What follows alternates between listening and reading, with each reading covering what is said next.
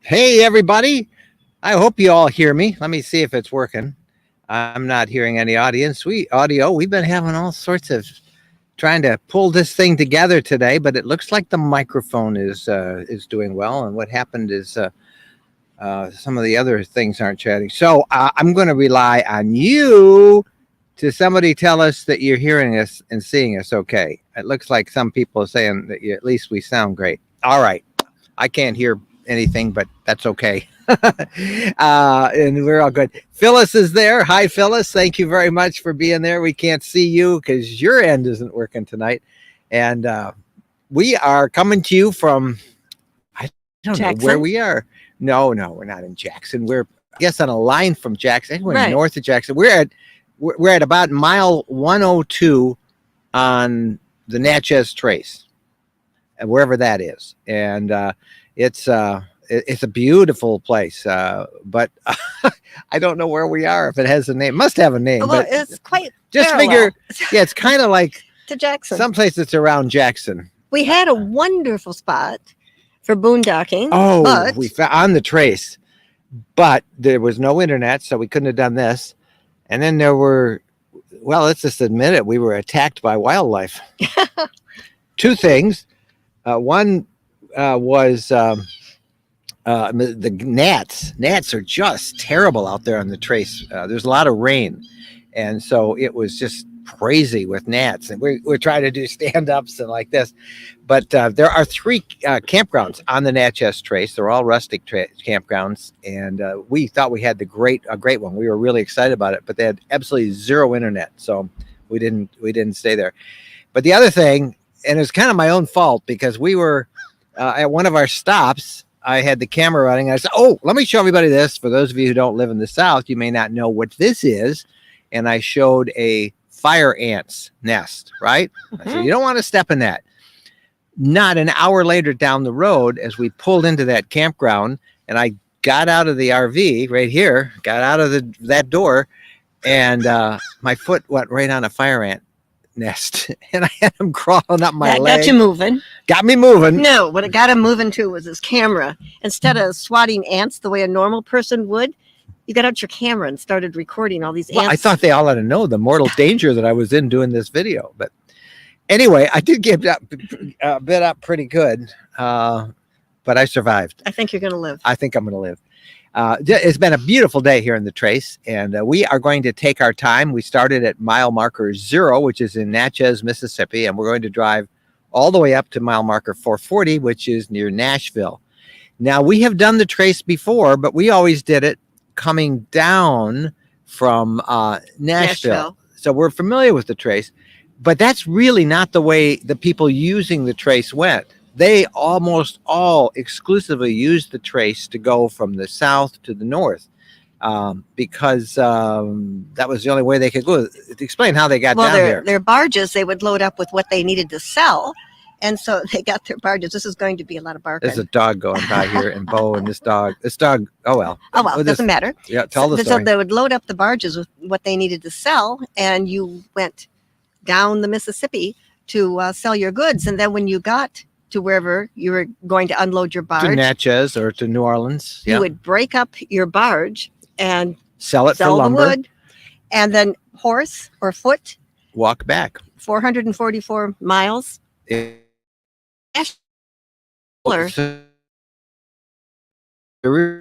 South to the north, and markers go that way on the trail. So that's the way it is. Hi to everybody out there. Phyllis is with us. We just can't connect her camera. She's helping moderate us here on this group. And I see I didn't change my name, so it just says Mike Wendland, and I'll have to dump that. This is Mike and Jennifer Wendland. Actually, I can do that. Watch how I do that. Gotta write down where Janet tells us to go. Well, Janet tells us to go to Meriwether Lewis, and we've been there before. Been there, done that. No, we will go back there. There's a campground there, but that campground is closed this month, and I am not sure why, but it's closed. So, okay, there we go. Now I got at least Mike and Jen up there. Construction, you think it was? Yeah, they said construction. Could have been.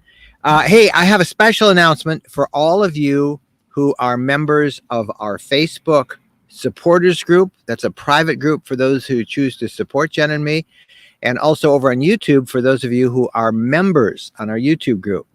We think we have nailed down our place now on for our get together for our mini RV lifestyle supporters rally, and the dates are, hold these dates. We'll have details coming in the next week, October 18th through the 21st, 18th, 19th, yeah, the 18th through the 21st. So hold those dates. We're going to try and do this in Natchez. Well, it's actually right across the river from Natchez. I posted on Instagram and on our Facebook group a photo of us where we were camped there.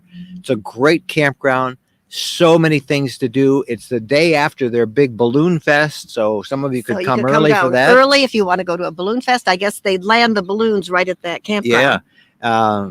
So we'll be starting the day after that, and then they also have we'll have tours of some of the antebellum homes, the beautiful homes, the history of Natchez, which is a great town. There is the world's best fried chicken, which you'll see in the video we do in a bit. Maybe next Saturday it'll be on. And just so many things to do. You could do the Natchez Trace, coming down or going back. So those are the dates, October 18th through the 21st. Hold those. We'll work out the details, the pricing. There'll be a catered meal. Did you check the dates with the rest of the team? No, but I took what I could get, and it's really hard to get a spot. It's one of the nicest campgrounds we've ever stayed in. Full hookups, all that stuff. Big rig friendly, very friendly with dogs. Lots of places to walk. Now, that gathering that we'll do is for our supporters from the Facebook supporting group, and there's an address on the bottom, or on our YouTube members list. And we'll have more information for all of you. But I know many of you are watching, and that just came about today. So, all right, we are going to try and jump in and do some of our questions now. Let's start with Ed Richards in Baton Rouge. Ed, we went through Baton Rouge as we came up to Natchez. We just didn't have time to stop, and it was pouring rain. It was a mess the other day when we came up. So good to hear you on there, Ed Richards. Bradley Olson with a question. Ooh, there goes all my things. Yeah, Jennifer's got everything. Notes. Well, Yeah, in case I need to.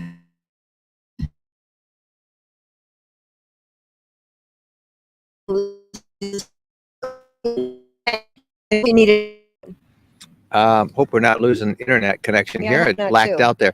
I don't know how long.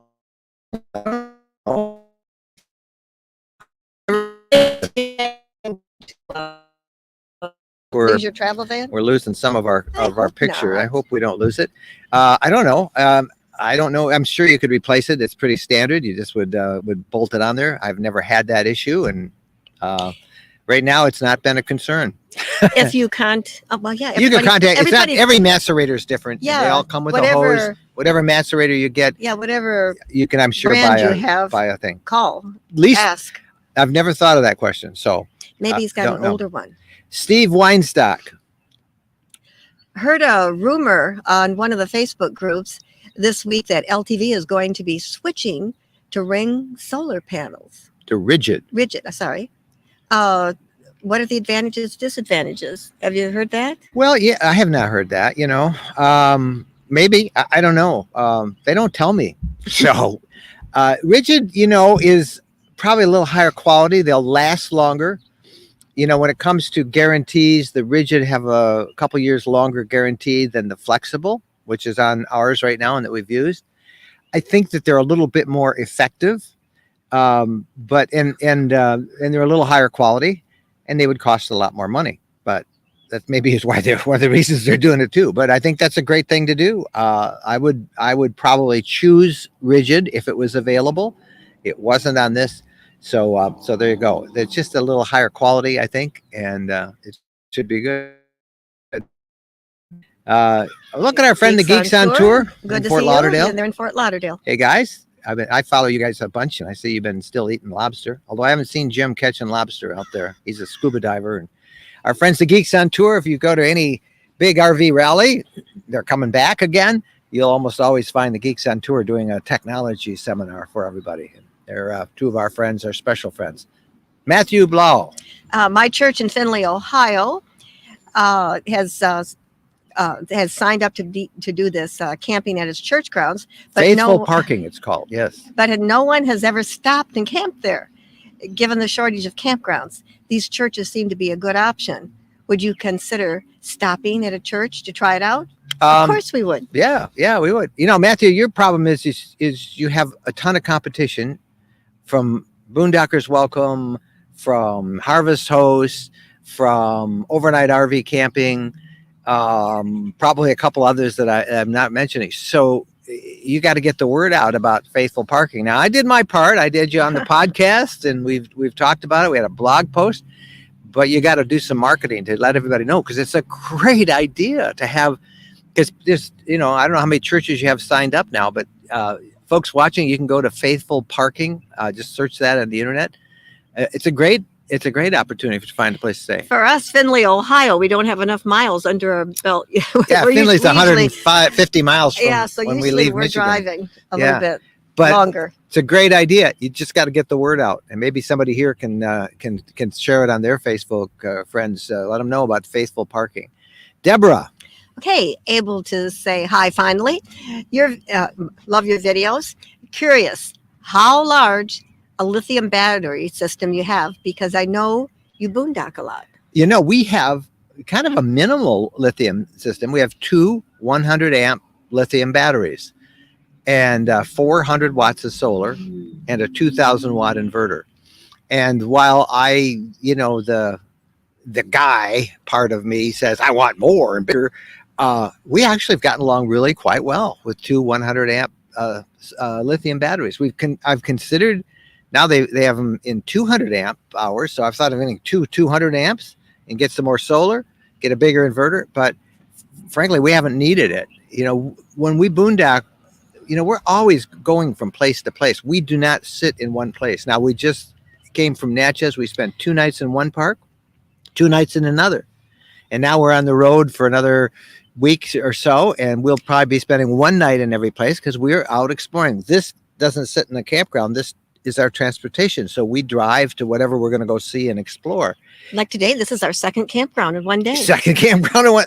Actually, it's our third because we looked at another one. Oh, that's right. Yeah. We went to one. It was so awful. Yeah. But there, and when I do, I'll be doing a video and a big blog post, and we'll list all the campgrounds. There's 3 National Park Service campgrounds right on the trace. And then there's a whole bunch in the communities off. Half the fun of the the Natchez Trace is investigating all these little communities off. We're going to Tupelo tomorrow, and y'all know who's in Tupelo, the King. The King. Thank you very much. So we're going to go see Elvis's birthplace. Stuart Swain. Anyway, I hope I answered that question about lithium. Stuart Swain. Picking up a 2021 Unity LTV twin bed tomorrow after a 2-year wait. Any recommendations on shakedown? You always have some good suggestions about that. You've heard us. Video, notes, and they should have something all printed up to hand you how to work everything. But they give you the manual. Yeah, the manual, but take notes and shoot as much video as you can. And then try to do everything. Try to stay in the neighborhood so that a lot of people stay right at the RV dealer. Right. Stay close. They usually have hookups, so you could do that. Test it out before you get 100 miles down the road and then you don't know how to work something. It's easier to test it out. When you do your shakedown cruise, try and shake down the dealer to put you up in a nearby campground. So if you have any questions that first night or so, that you're near the dealer and can get back there to have them show you how. But stay close in if you can. If you're picking it up and you have to come back to a distant place, to home or something, do a shakedown cruise in your own driveway. Don't you think? Mm-hmm. Yeah. Good luck. Congratulations. Our friend Janet Matthews. And she tells us, check out the Meriwether Lewis Park Museum. We know that really well, Janet, because it was that place that's really where Meriwether Lewis died under very mysterious circumstances. His death was kind of like the Jeffrey Epstein suicide death was. I mean, they said he committed suicide, but he was shot twice. and once in the head, once in the heart. This is a hard thing to figure out how that went. But it's a really interesting story about it. It got us so hooked when we visited that on the Natchez Trace that we spent, I think it was that year, we actually traced the Meriwether, Lewis, and Clark expedition all the way out to the coast. And but that's a fascinating place, and there is a campground there. So we've been there, and we'll certainly show it in the video that we'll be doing soon on the Trace on our travels. Bill Smith. Congratulations. I passed my ham radio technician test. Thanks for getting me interested. It's Isn't easy. that wonderful? Wasn't it easy, Bill? I'm temporarily off the air. I knocked the antenna off. It actually snapped off. I hit a low hanging live oak branch In the Natchez City Cemetery the other day. Yep. So I tried to see if it would fit back in. I have to get another one. I think it's broken right off. I'll screw another one on there. But Well, I've got that another antenna, system. I mean, so we're it's good. 10 feet high, and then you got an antenna Yeah. sticking up another 2 Yeah. feet. It's tough.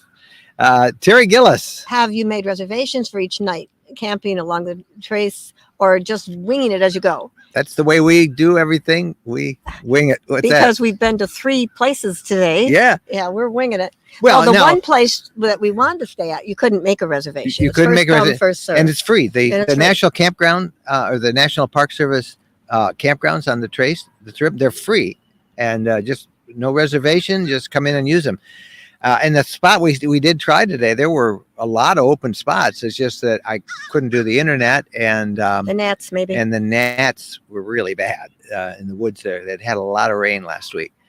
And the other two, the Meriwether Lewis, and there's another one up the road, some south of Tupelo, I think, that we'll look at those two, and we'll be doing videos on them. This is a campground, a commercial campground, just With 102 spots. Yeah, it's on a reservoir. I think there's a reservoir back there. Yeah, we even had time to look No, around. we'll just do that when we go got off here the and air. Cooked up some food, and And this is Here we are. it's a really nice house. We didn't make any reservations. We just showed up. It's fairly full. I'd say it's 3/4 full. We found another commercial campground at mile marker 89 in one of the little communities there, and it was the overflow area was just a slab of cement with everybody about 3 feet It was apart. terrible. So we so- decided we didn't want to do that. Yeah. Then I tried to talk him into eating at a local restaurant or cooking dinner in a parking lot and going back to the boondocking, To the boondocking spot place with that the we knew gnats? that was good with the gnats. But you Yeah. don't know how to do reverse. Yeah, you never We go don't go back. backwards. Never we go just backwards. forward. So we found this place, but no reservations. That's the way we normally travel. Ken P with a question. Hi from Nova Scotia. What are the tank sizes and how long can you boondock? I think my black tank is 28. My freshwater tank is maybe my freshwater is 28. Anyway, they're 26 to 28. The black, gray, and the freshwater. They're all in that age, in that range. I don't remember which is which, but how long can we boondock? You know, if Depends. you're conserving water, we can get a week out of a full tank in the freshwater tank, and that's including some showers. And then Norwegian elk hound. people wandering past us here. Thank you. And then in terms of topping off the toilet, the black tank, we've kind of learned how to minimize usage of that, and we can get 4 or 5 days out of that as well. And then always we're on the road in 4 or 5 days, so we find some place along the way that we can dump. So it just hasn't been a problem. D. Parker. Hello. Have you ever gotten stuck while boondocking and needed assistance? How do you direct someone how to get to where you're located? That's a really good question. Mhm. If you have a GPS or your iPhone or whatever it is, you can get an app, and it will tell you your current GPS coordinates, and that's what you can give to anybody that you're looking for, for directions. But if you're in a campground or if you're in a national park dispersed area, always kind of get a description. I'm 4 miles off this fire road or whatever. And what we recommend is write that down on a little sticky note in case you need to get an emergency call out, so you don't have to say, where am I? Where are we? What's the name of this place? And look for records. Just write it down. I'm in Woodmere Campground Lot 48, or I'm off Fire Trail 17, 4 miles in. Just write that down so you have it. But have we ever gotten stuck while boondocking? I don't think so. No. No. When we were dating in just a car, we got stuck in the sand at the beach. That was just a Somebody- friendly excuse for me to. No, it was no. Hey. Somebody in New Jersey or something called a record for us. We got to tell you what happened. Bo's wearing his big one. Bo is now, can you see this? He is a bark ranger from the National Park Service. This is a new initiative that they're doing this year. And bark stands for bag your poop, always wear a leash, respect wildlife, and know where you can go. and so they have little tags like that for a collar. He's got a bigger one that he wears because he's a big boy. But we But- got a little one, and then they gave us a big one because Bo's big. But this Natchez Trace is very dog friendly. We have been able to take him with us everywhere we've gone. We've hiked a little bit on a couple little trails, and they're very friendly there. And we met a couple of volunteers who came out and welcomed Bo, and it was great. So It was fun. They yep. were very hospitable people. all right, Keith with the question. Good afternoon, guys.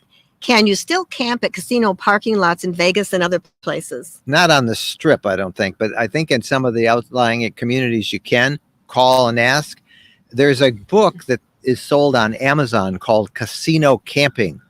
And I remember interviewing the guy for a podcast several years ago, and he updates that all the time. He might even have an accompanying website, but it's called Casino Camping, and he lists every casino that in the terms of camping. So check that out. Can't Just Google. list every casino. There's so many casinos. Well, I think Wow, he a gets lot pretty of them. much most of them. So I guess maybe Yeah. we can call ahead.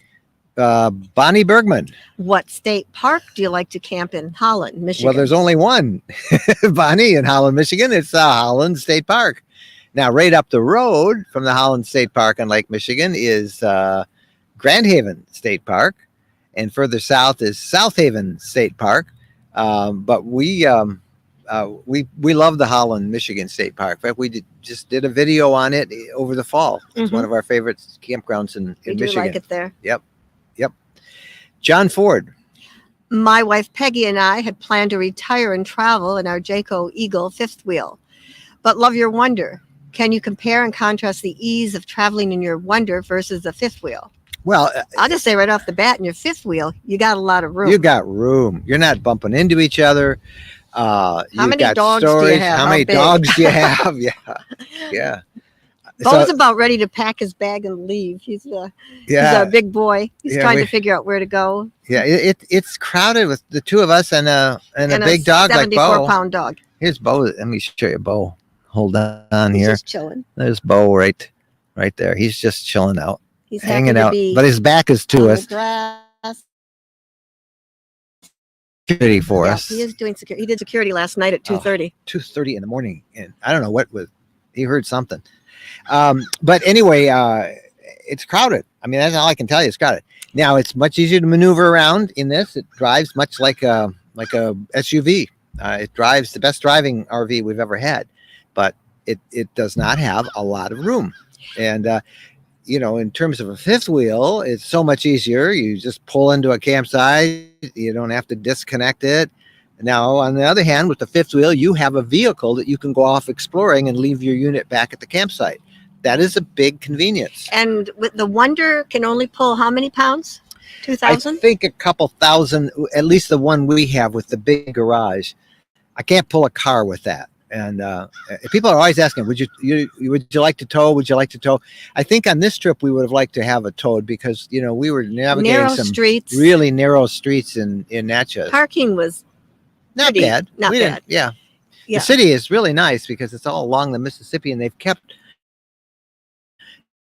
the shoreline. It's up high. It's on a bluff. They've kept it open for a great distance, and you can always find a place to park along there. And when we went through the Rosalie house, The mansion. antique house, yeah, or the, Yeah, the Rosalie. antebellum home. Yeah, Antebellum means was- before the war. before yeah. So nothing wrong with that word at all. It just means before the war.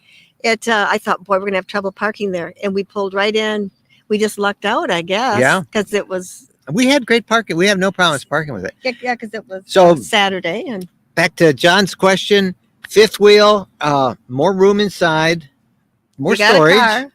And you got a car to go some places. But on the other hand, it's hard to maneuver. You can't pull into a lot of places. You can't pull into like a fast food unless they got a big parking lot. It's not as maneuverable. It's a little more cumbersome to drive on the roads uh, than a small C like this, a Class C. So, um, you know, you should try it.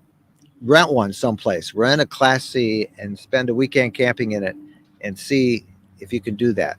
It's a big step down. I mean, in terms of room and that you're from used to, and so you want to take some time to find that out before you actually purchase one. And say, And oh, gas mileage, I don't know. yeah, exactly this with the doesn't do fifth great wheel. on gas. This is about 12 and a half gallons. It's gas. It's not diesel like my other RVs. So your fifth wheel, I don't know, this is probably a little less than that, but this doesn't do real well on gas. All right, wing driver. Ham radio. Just getting into ham radio. What would you suggest as your first radio to buy? One that can be used both mobile and base. Yes, that's what I would suggest. That's what I would suggest. Get one that can be used for both. Yep. It depends on what license you have, what kind of activities you want to do. There's so many different aspects of the hobby. It's hard for me to, without sitting down and asking you about 10 minutes worth of questions, I can't say other than get one that you can quiet. that you can use mobile Quiet. and fixed. Bo, quiet. Well, Bo hears somebody. Bo says you're not supposed to turn your music up. Well, these that are kids loud. on the bike with the radio on the bike. And That's Bo cute. says you're not supposed to do that. Bo, it's okay. Bo, it's okay. Yeah. Bo RV says you Lifestyle are tells not us we supposed need to- more questions. Bo is a security. Yeah, he is security. So we're pretty good. I think we're going to probably end this a little bit early tonight since the questions ran out, and we're pretty good. I do see a couple questions that came in here. Brenda, use e-bikes, And when you do you, not when I was driving. I took them off. I just had a motorcycle cover. I bought a motorcycle cover at Walmart, and that's what I used to cover the e-bikes. and it depends on what kind of weather, obviously, that you're going through. Yeah. And, Yeah. if it's rain, slush, snow, Oh gosh, someplace yeah. south, I wouldn't take them there, but yeah. We are not traveling with them. The biggest reason is probably because of Bo. Because what are we going to do with Bo while we're out riding around on e-bikes? And if we're boondocking, I'm not comfortable leaving him alone for long periods of time.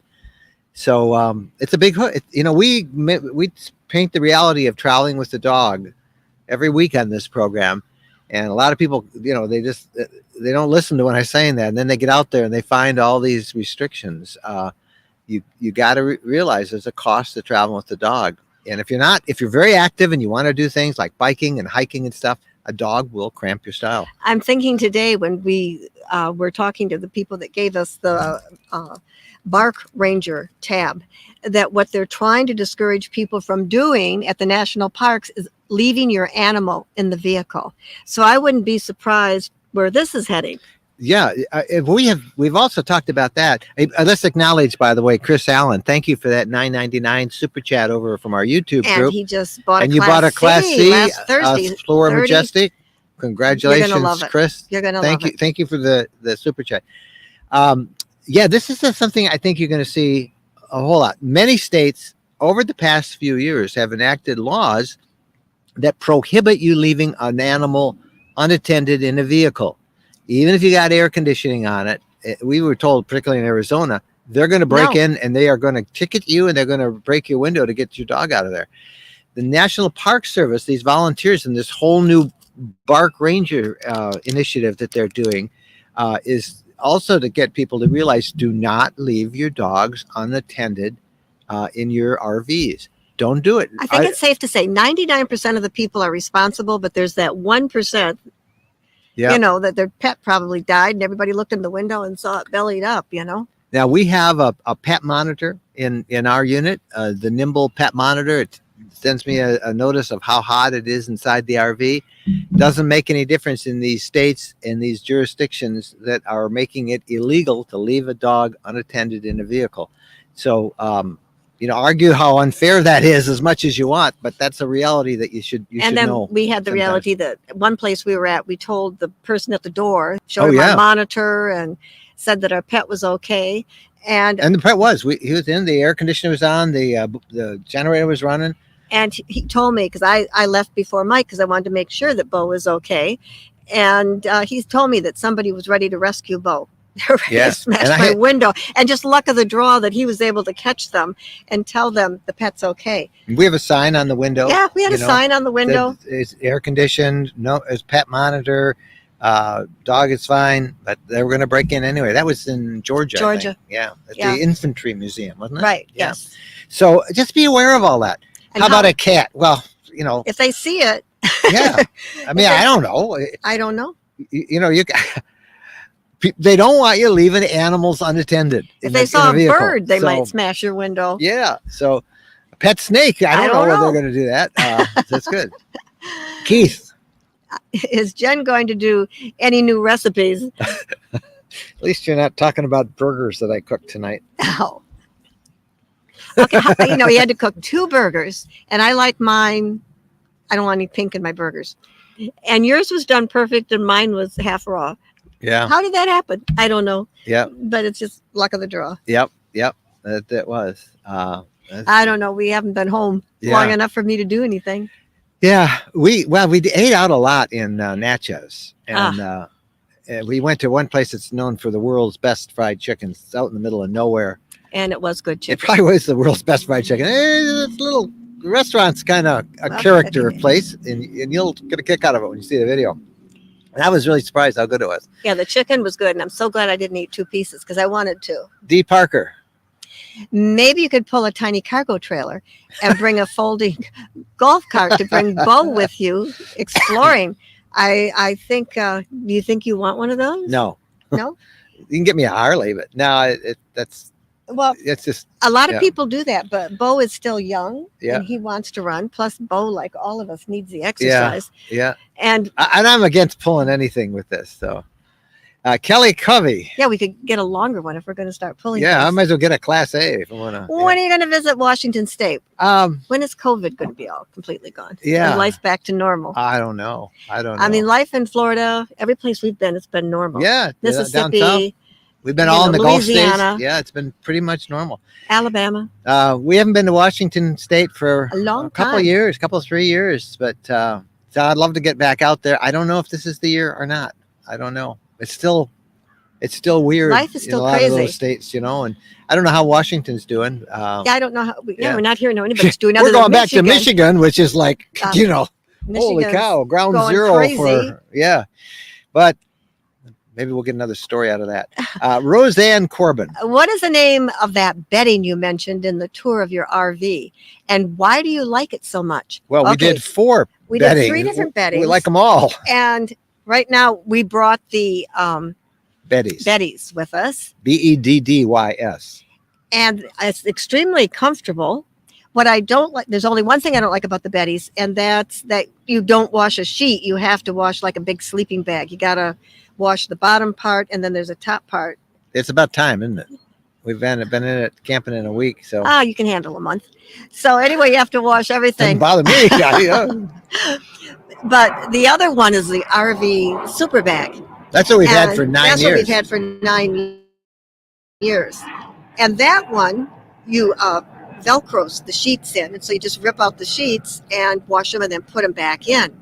And I was thinking about that today because what's so nice about the Beddy is the bottom, it's like a fitted sheet. It hugs the mattress.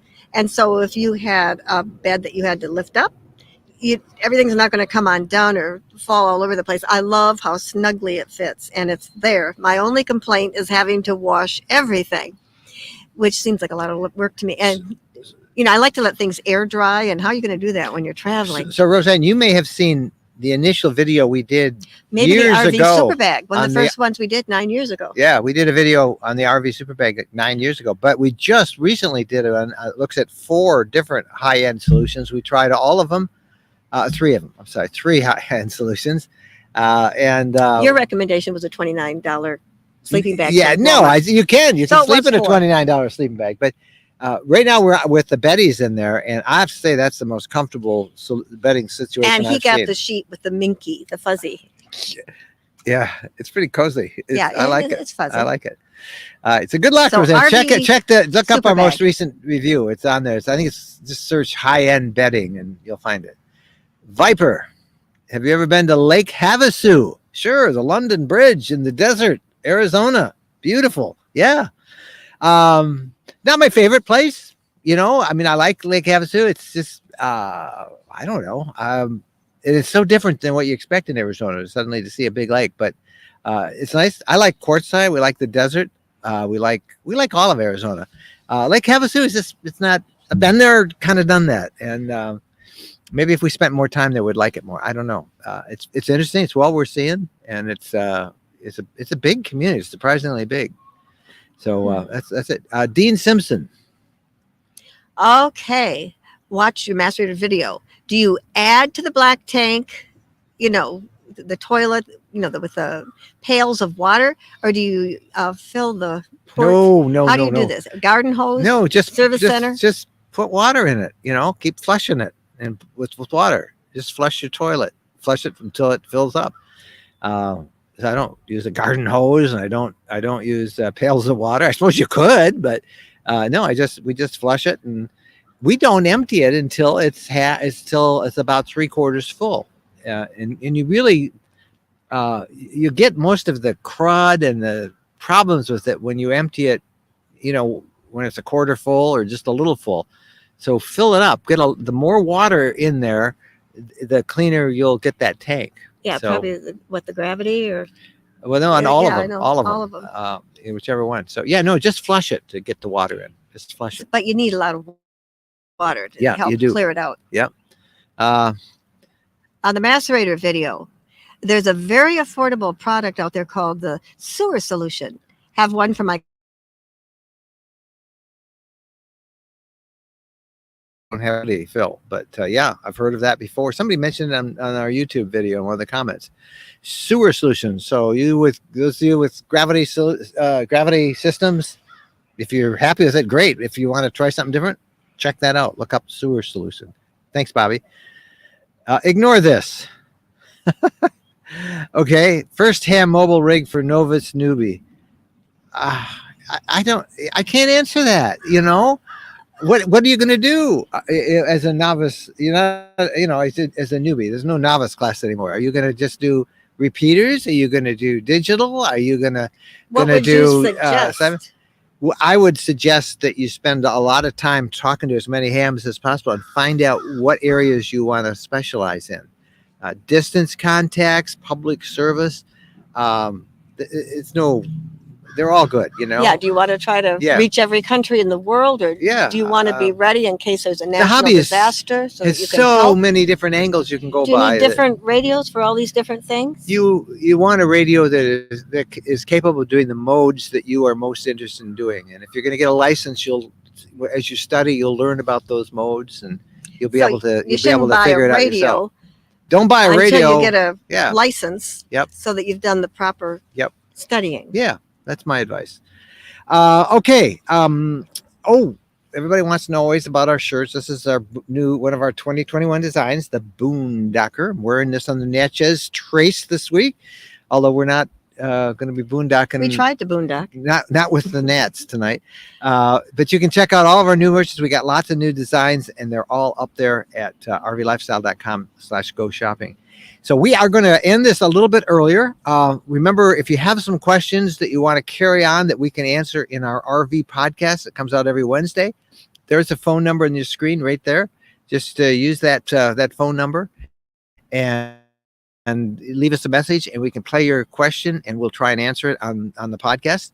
Our books, all available, different travel guides for different parts of the country, rvlifestyle.com/books. Check those out, try them all, and see what you think. And tomorrow we head back on we're going to spend the night here, and then pick up the trail. We're at about mile marker 102, and onwards towards Tupelo. I have no idea where we're going to spend tomorrow night. We'll try and do Instagram and put us up on social media so you can follow our route. And let me circle all the way back to something we mentioned earlier. For those of you who are our supporters, who are in our private supporters group on Facebook, or in our members group in the community tab in YouTube. We have set up the time to do that special camping rally that we're going to do. And that is, there it is, 18th through the 24th. No, that's too long. That's 6 days. It's 18th through the 21st. So I must have typed that wrong. It's the 18th through the 21st, 3 nights, 4 days, and it will be near Natchez, Mississippi. So just hold those dates. We'll get all the details up for you in the next couple of weeks. And there's information about our supporters and our members group if you guys would like to be a part of it. We're going to do a gathering for just those who are part of our Facebook supporters, our YouTube members. And we've got so many things that will be happening in that it should be a great time. So details are coming. We just came up with those dates, 18th through the 21st, not the 24th. There. I think we got everything covered. Hopefully. I'm going to do dishes and clean up, and then we're going to explore this place. We got to check it out here. No cabins. Well, they might have a couple, but I don't think so. There were 2, I thought. I saw. Yeah, I don't know. They're gonna. I don't know. I don't know. They're campsites that I've got. I don't have cabins, so. But there's motels in the area and stuff like that. So I don't know. There are no cabins, so that I know. The place is very busy. That's the busiest month, though. Yeah, they said October is the busiest month. Yep. And I know whenever we do something like this, you can't please everybody, and everybody has plans and dates and stuff. And I know a lot of you are waiting for rigs because of the shortage. And by all means, come. But I don't know, where you'd stay because if they have. I don't know that they're available. I know we have sites available. So. And it's tough to reserve a cabin because then when people cancel, we got to pay for that. And, it's a big mess. So in Michigan, usually with a cabin, you have to rent it for a whole week. Well, I think he's talking about the camper cabins like a KOA has. And a lot of RV parks. Those were park models. I don't know. But 2 out of that whole park, chances are they're busy. So they're booked up. Don't know. We'll find out and we'll let you know. So all of you guys, thank you so much for watching. Don't forget rvlifestyle.com. It's our RV travel blog, new content every single day. And we look forward to seeing you there. The newsletter tomorrow, lots of stuff in the newsletter to check out. And you can find out about the newsletter and all of that information at rvlifestyle.com. I feel so bad we can't bring Phyllis back on, but thanks to Phyllis for helping get the questions all running. Thanks to Chris Colley over on YouTube for moderating over there. Most of all, we want to thank all of you guys for putting up with us tonight and being there. It's great to see so many of you out there. I hope you're getting out, and I hope you're able to do some traveling because the weather is just awesome. Today was one of those perfect days. So back to the Natchez Trace. We'll have a video on the city of Natchez, hopefully, next Saturday. And you'll be surprised at what a great town that is. And in that video, I'll show you the world's best fried chicken. Even Jennifer says it was the world's best fried chicken. All right. Till next time. Thanks so much for watching. Happy trails.